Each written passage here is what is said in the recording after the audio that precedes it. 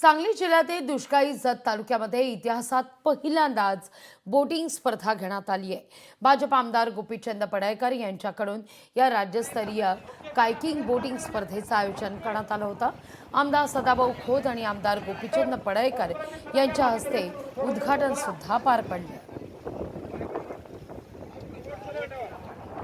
जतकडे जो बघण्याचा तुमचा सगळ्यांचा दृष्टिकोन आहे तो आम्हाला बदलवायचा आहे। आम्हाला तो दुष्काळी कलंक नको आहे। आमचा जत सुधारतोय, सुधारण्याचा प्रयत्न करतोय, बदलतोय, बदलण्याचा प्रयत्न करतोय। हे बोटिंगच्या माध्यमातून मला महाराष्ट्राला संदेश द्यायचा होता। महाराष्ट्राच्या कानाकोपऱ्यातून प्रत्येक जिल्ह्यातून मुलींचं आणि मुलांचं बोटिंगची टीम इथं जतमध्ये दाखल झालेले जवळपास 500 खेळाडू हे महाराष्ट्राच्या कानाकोपऱ्यातून जतमध्ये आलेले आहेत। त्यांचं आम्ही स्वागत केलेलं आहे। तांब्यावर सुद्धा पाणी मिळायचं दुर्वस्था आहे अशा ठिकाणी स्पर्धा होत आहेत।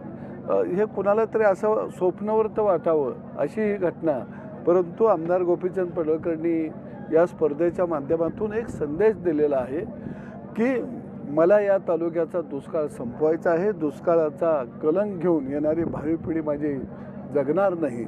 सन्मानानं या तालुक्यामध्ये ते उभा राहील आणि एक महाराष्ट्राला एक संदेश दिलेला आहे की खरोखर जतच्या जनतेला मला बरोबर घेऊन एक विकासात्मक दृष्टिकोन ठेवून मला इथं काम करायचं आहे।